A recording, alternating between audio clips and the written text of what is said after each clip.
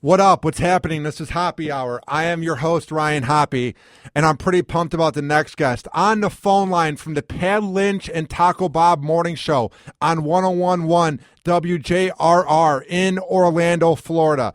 Taco Bob is on Hoppe Hour. What's up, dude? What's going on, Ryan? How you doing, brother? I'm doing good, man.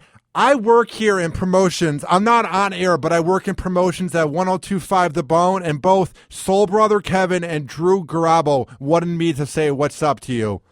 Oh, those are solid dudes, man. Known both them for a long time. You're right. You guys are lucky to have them in Tampa, man. They're good guys. What do they bring to the radio airwaves? I think it's just sorry, I was taking a sip of a brew because, it's Hoppe Hour.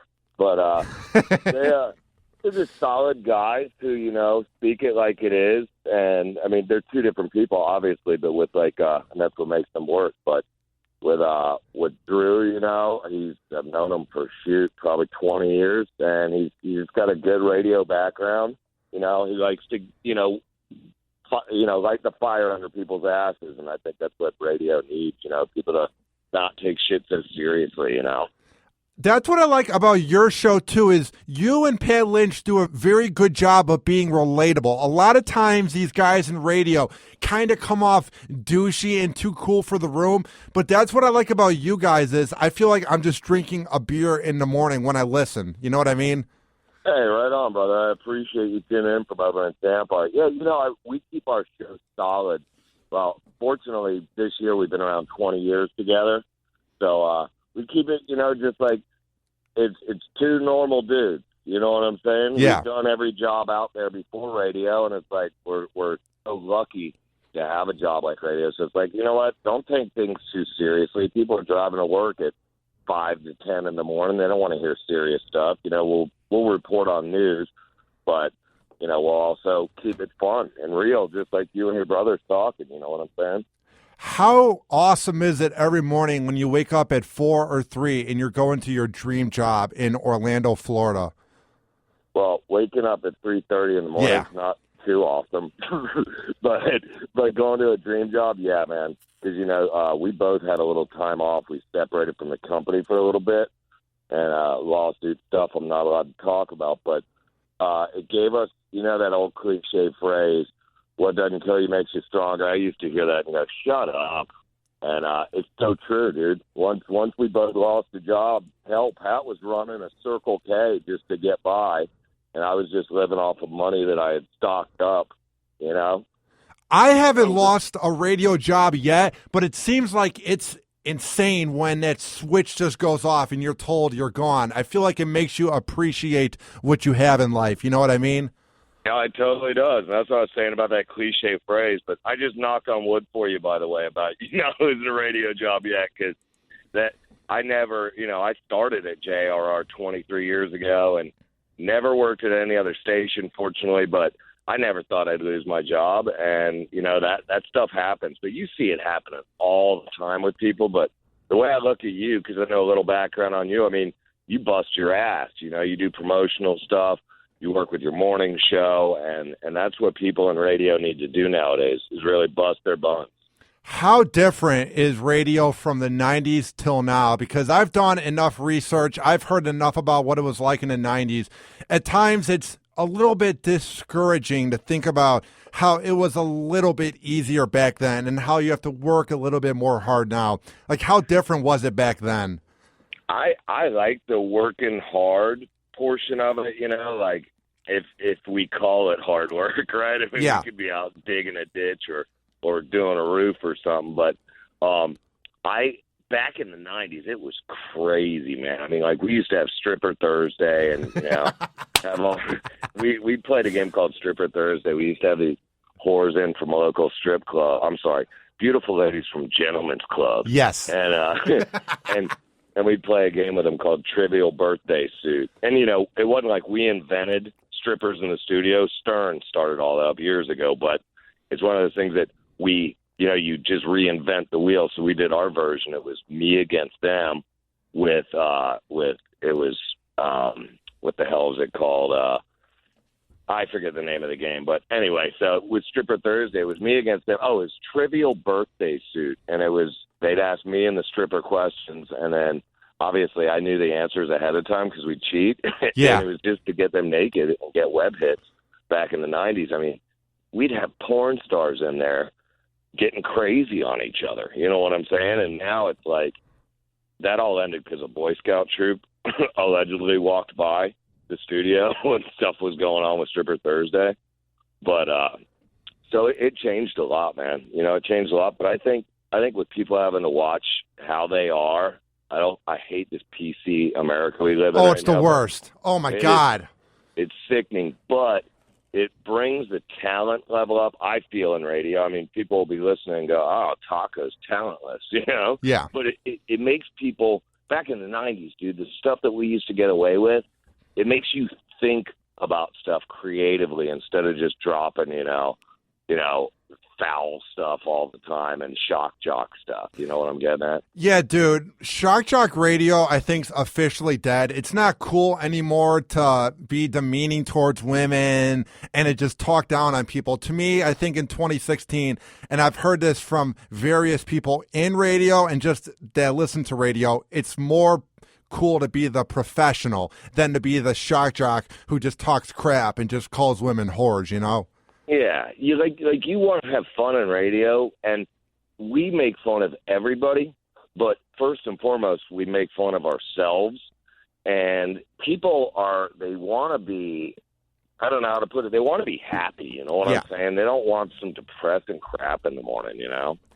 Yeah, I just don't get these radio guys who think that we care about their problems or their beefs, you know what I mean? Just overall, I just see it as entertainment. I used to be real negative, and I used to do a show where I would say Kim Kardashian's a whore and a bitch when I did freelance radio. But Bob, I see it as nobody wants to hear that much negativity. Like, I rant, like I have a fun show, but I try to have fun with it so that the listeners can relate, you know?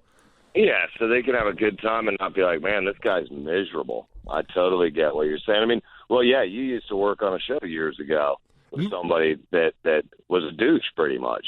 Essentially. I mean, I've said things on my podcast. People know how I feel about the show in Cleveland. It just really taught me that shock jock radio is just not cool anymore. Like, Howard's even moved away from being a shock jock. So has, like, Opie, like the big names. Like, I met Opie back in February when I got a tour Sirius XM, and he said something to me that I'll never forget. To have Opie say shock jock radio is dead and now it's just about talking, to me that proved that it's dead. To have Opie even say it's dead. It's just not cool anymore to talk bad about people and to say awful things to women. Like, that's what I like about your show and Tampa radio, like 102.5 The Bone, is it's guy talk radio, but it's fun, you know? Yeah, it's fun, and you know, we have another angle. I mean, you respect when everybody's down on them. I don't know if you guys do it, but we respect our military, obviously, but we Damn right. our law, you know, our law enforcement as well, because hell, everybody can rag on cops with, these videos and this and that. Well, there's a bad apple in every job. And as soon as somebody breaks into your house and has a gun at your family's head, well, who are you going to call? You're going to call the cops. You know, the cops are great, you know, in my eyes. Not just that, but what I hate about these videos is I don't know the exact number for how many cops there are in America, but let's say there's 100 videos altogether out there of cops being bad. That's just 100 cops. And the same people that put up the videos would be crying to them if their house got robbed. I find those videos to be despicable. And as a 22-year-old, I used to hate the cops because they would bust underage drinkers. But now, growing up, I'm realizing how we need them. The hate that cops get is sickening, Bob. I love it how you say growing up. You're 22. You ready for this, Ryan? I've been working in radio 1 year before you were born. How scary is that? That's insane, dude. To think that I wasn't there when you began radio must make you feel old, Bob. You were barely even a dream in your parents' eyes, brother. Yeah. It's funny now because fortunately, you know, we have like, you know, parents' kids are listening now, and even some of the grandkids, and they'll walk up to me at different, you know, stuff we're doing out, and they'll be like, "Oh, how are you, Taco Bob?" And they'll go, "My dad used to love you, man. You're all," and I'm like, "Oh, I feel like an old dude, man." How great has the fan base been for you guys in Orlando over the last 23 years? Huge, huge. I mean, when we left our company, we were gone, and the reasons why we came back, because honestly, the listeners, I mean, they after you leave for a year and a half or so, usually a show, it goes away with the listeners for them to want them back, but our listeners kept on pursuing it. So that's why management brought us back, them and some a beer sponsor. So it all worked out pretty sweet. Hey, back to one thing you were saying, Ryan. Remember when you were saying how people take themselves so serious in radio now and this, that, and the other? What it is, I remember telling interns this because I interned at WJRR in Orlando, that long ago. I remember telling interns, I'd be like, whatever you do, don't get a big head. I mean, people are narcissistic in radio. You're talking and you're relating things to yourself. But, dude, I've watched so many people blow a great shot they had up just by having too big of a head, What I find odd, too, about these egos in radio, and it's not here at Cox Media in Tampa because everybody here seems to appreciate every second of their job. But what I've seen in radio is it's very odd how these guys take themselves so seriously. Unless you're Ryan Seacrest or Howard, nobody knows who you are outside of the city that you're on in. That's what I find so odd is, wow, you run a media market. Good for you. I'm happy for you. That's cool. But don't act like you're some Jimmy Kimmel or Jimmy Fallon. Like you're not known in Chattanooga, Tennessee. Like you're not known everywhere, Exactly. I agree 100%. I mean, with certain radio apps, it's good because people can listen around the country, but nobody knows who you are. I've always said, look, in radio, you're one paycheck away from waiting tables again or being a bartender again, or you know what I'm saying? Which actually I did both of them, and those are great jobs, but I'd rather do radio, When everything went down, did you ever think you would work in radio again? Oh, yeah. Actually, we were talking to Cox when we're in the middle of it all, and we were going to do mornings on the classic rock station here. And then, everything was done. I negotiated the contract, and then they just – actually, dude, I went out and bought a new car. I was like, all right, I'm finally out of this hole. Go buy a new car, whatever. And then I reached back out to them. They go, oh, something changed. And I'm like, are you kidding me, dude? I got a wife and 2 kids.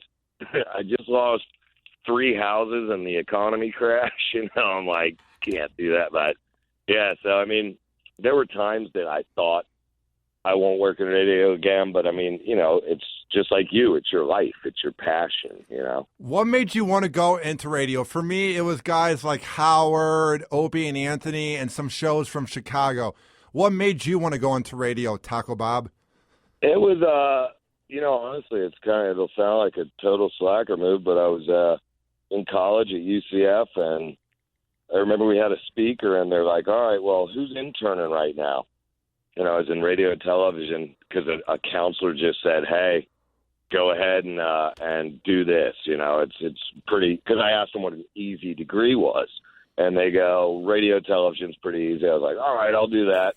So I just kind of fell into it because I was going to surf professionally. I moved out to California and for a couple months, and I was out there going to go out there and compete, and then just, partied a little too hard and never competed.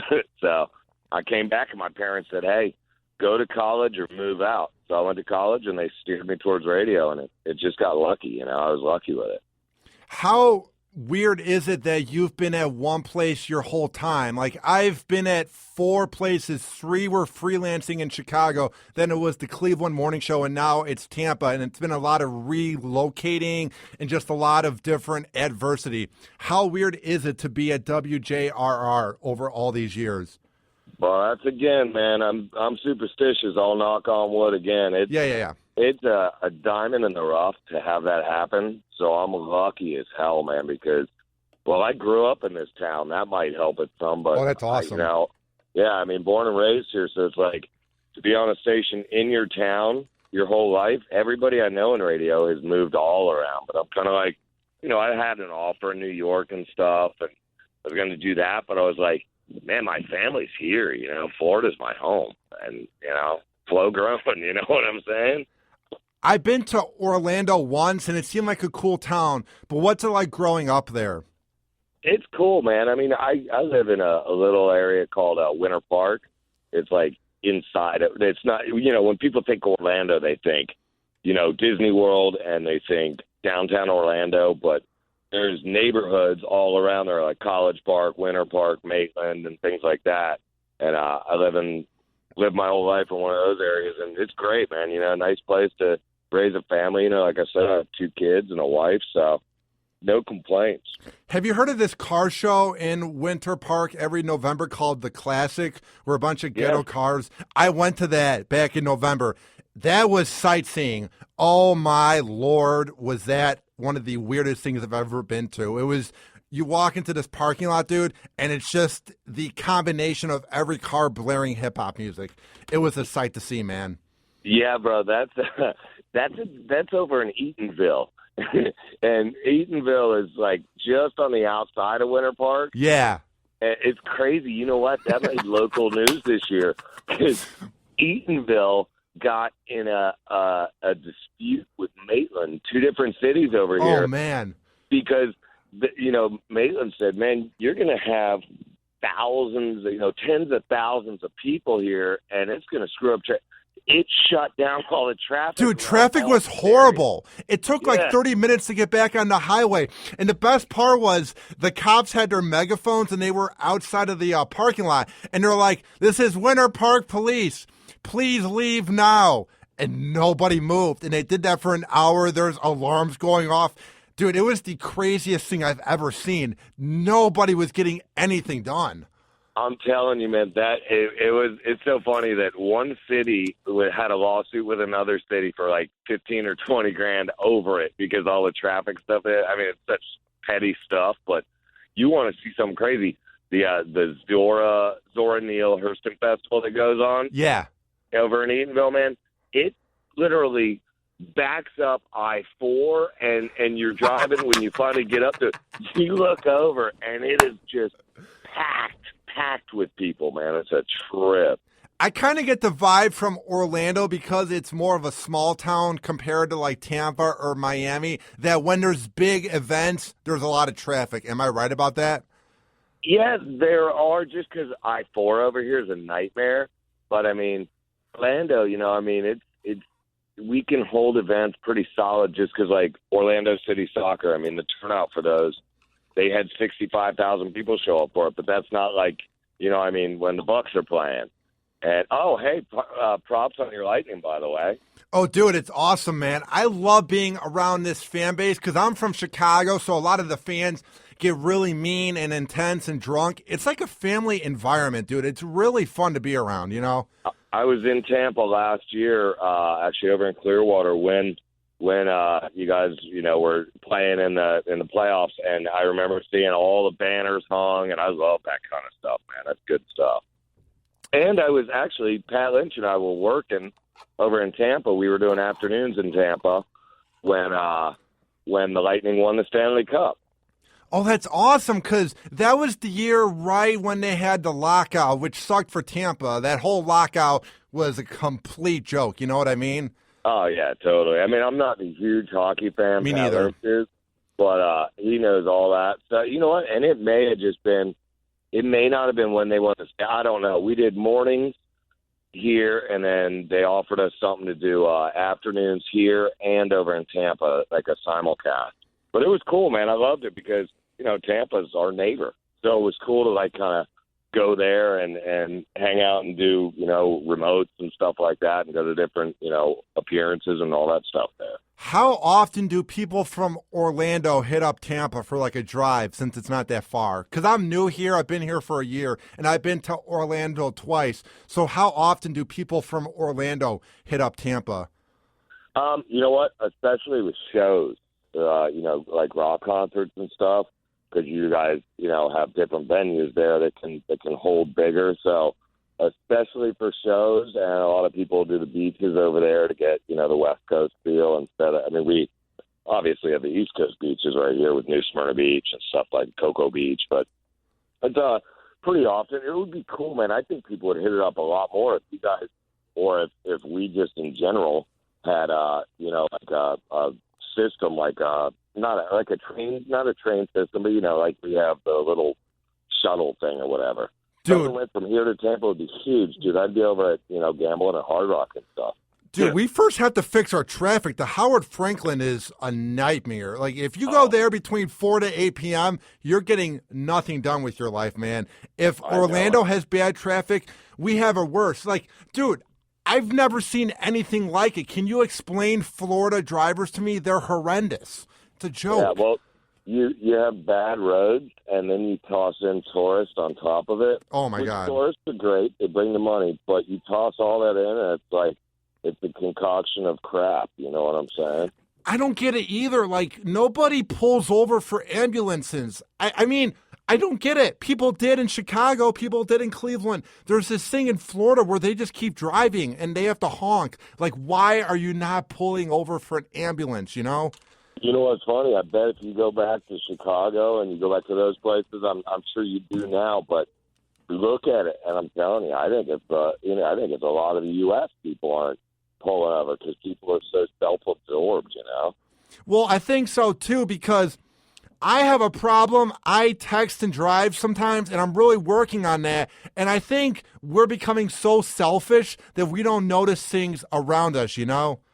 It's like, okay, you think of something to tweet out, and you're like, oh, that's pretty solid. Yeah. And it's like, okay, so you're gonna text and tweet that out, and wreck your car, kill somebody. Everybody, it's like a lot of. I think people say social media is the worst thing. I think, man, cell phones are, because that's what gets us to social media. What gets us to texting. All these things when we're in our car.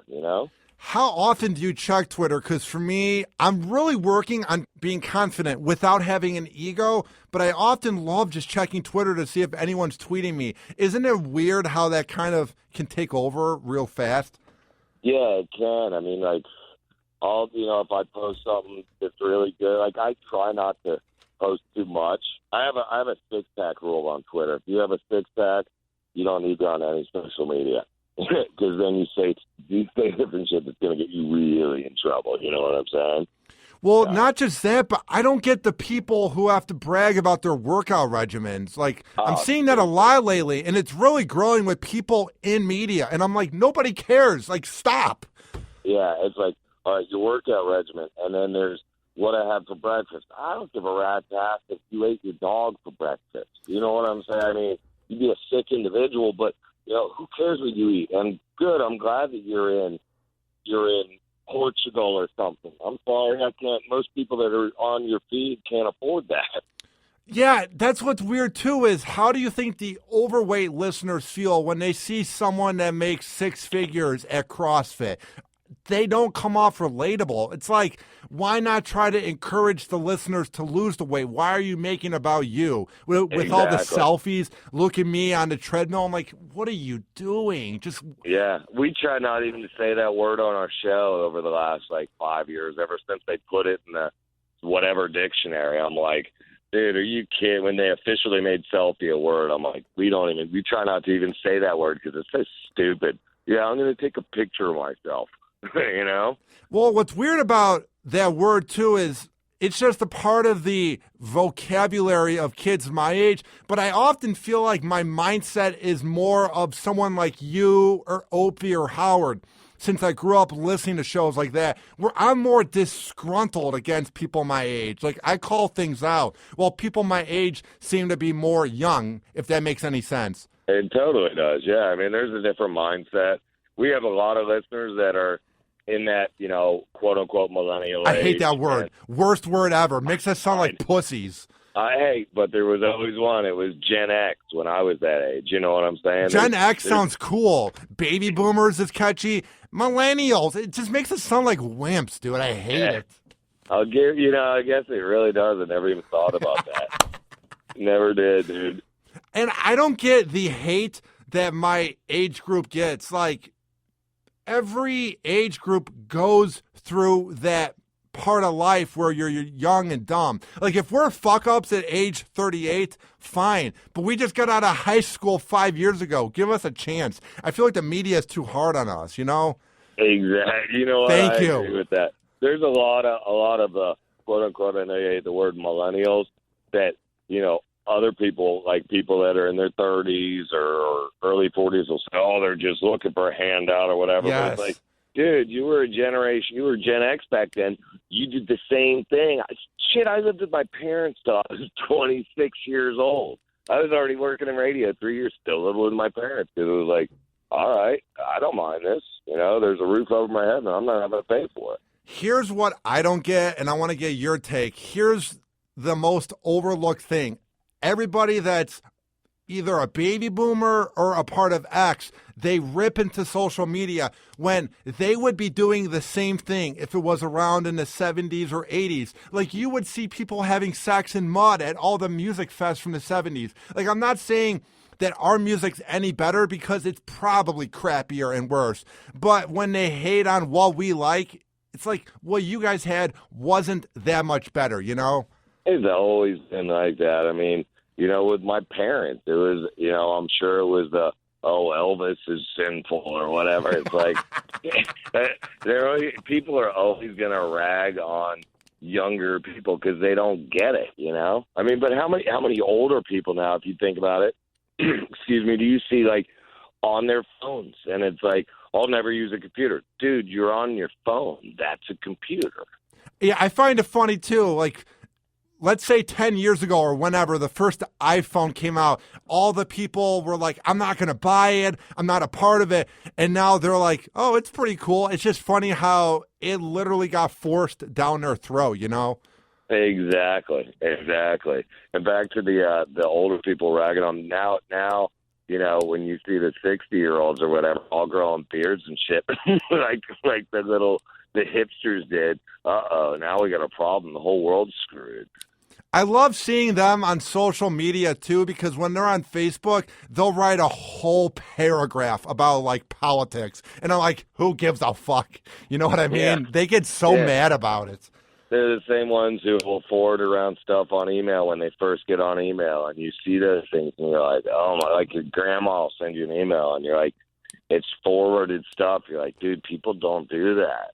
Yeah, like my uncle sent me Obama at the White House dinner, and I'm like, I'm not going to spend 30 minutes watching it. I watched the best of on YouTube. I chuckled a little bit, but I'm not going to sit for 30 minutes of my life and watch Obama be funny. Like, my uncle's cool and all, but he thought I was going to do it. I'm like, no.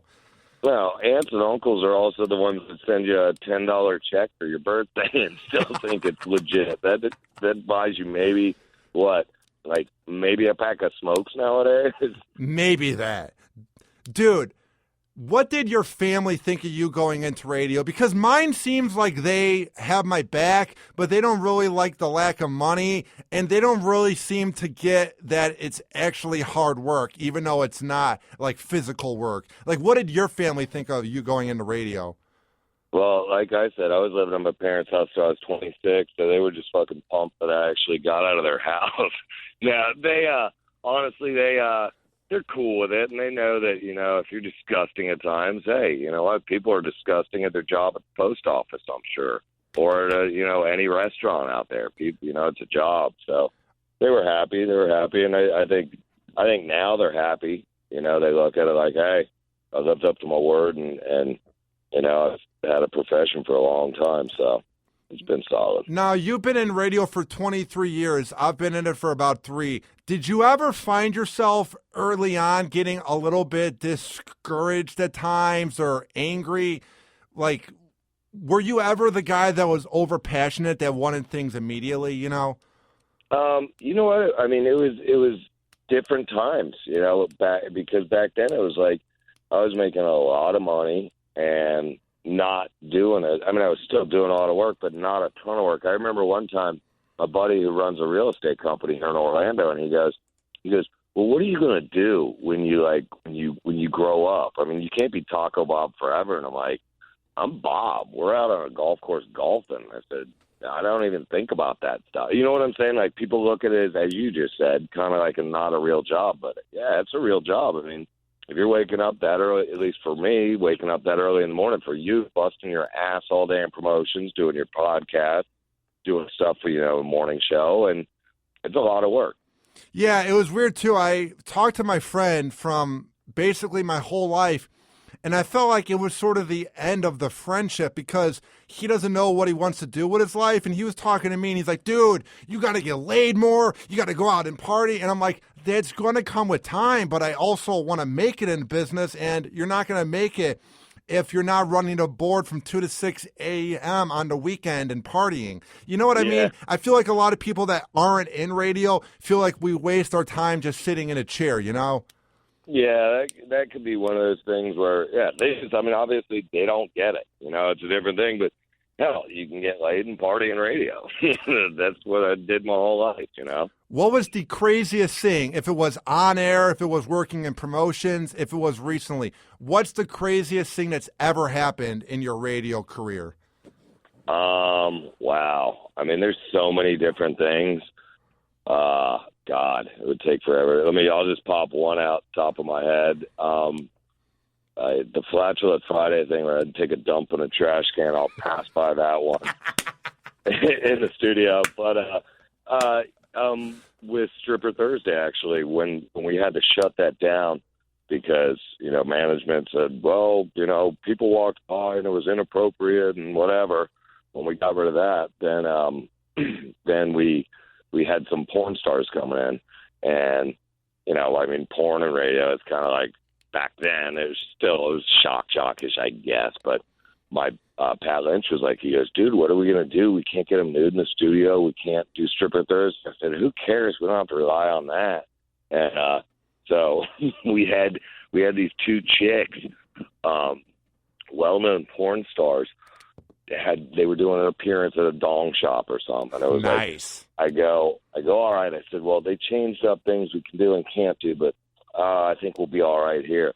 And I had one of them read the liner, and for your listeners that don't know, you know what it is. The liner, the promo liner. Hey, I'm so-and-so, and I'm going to be out at this place from 4 to 6, signing autographs, whatever, not me, but the porn star.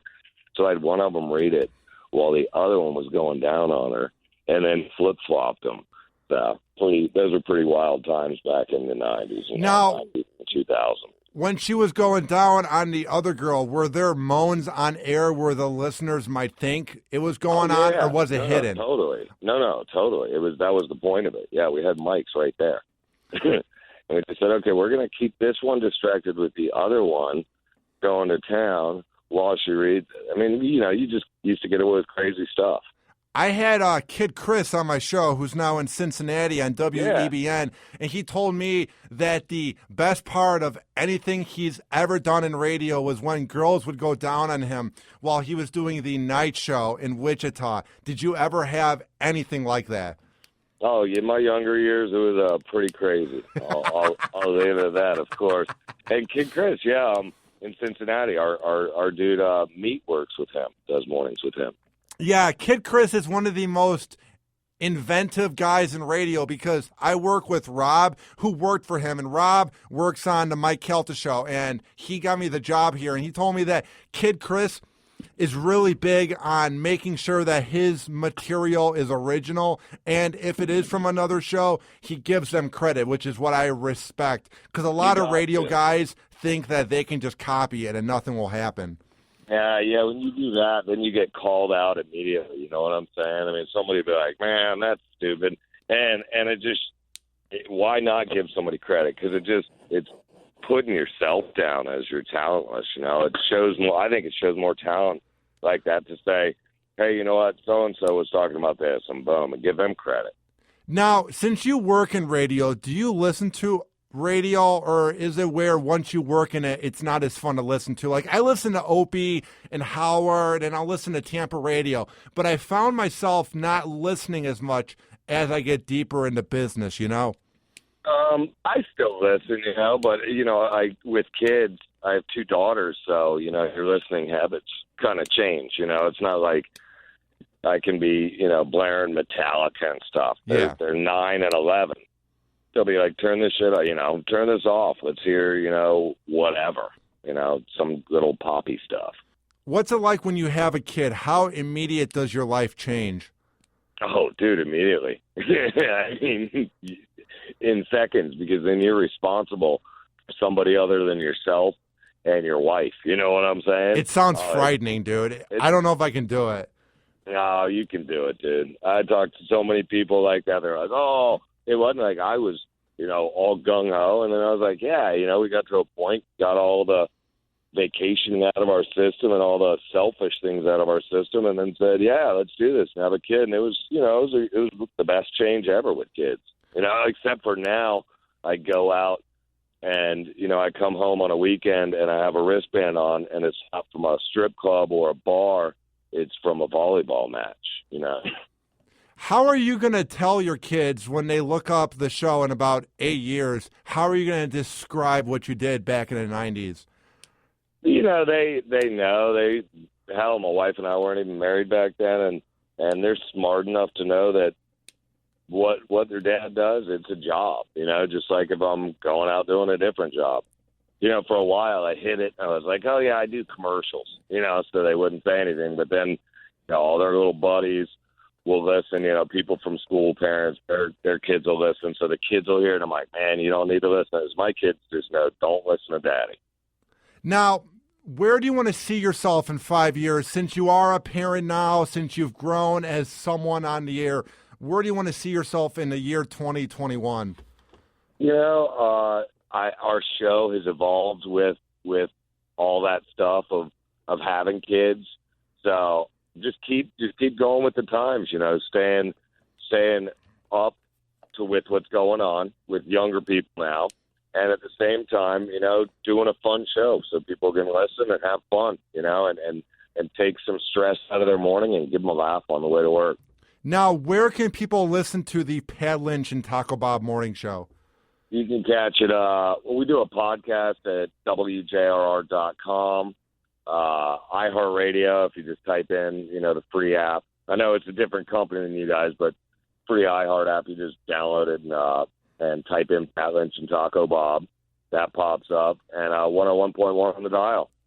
Well, dude, keep up the good work. I love what you guys do because I'm able to pick up 101.1 down here in Tampa Bay, so I like listening in the morning. Hey, right on, brother, and hopefully we'll pop up back on the radar down there sometime as well. So we shall see, brother. Keep doing what you're doing, man. Keep it real, and do what you're doing, busting your ass. I'm proud of you. I think it's good stuff. I appreciate it. Keep up the good work, Taco Bob. Right on. All right, bye. Hoppe Hour. Hoppe Hour.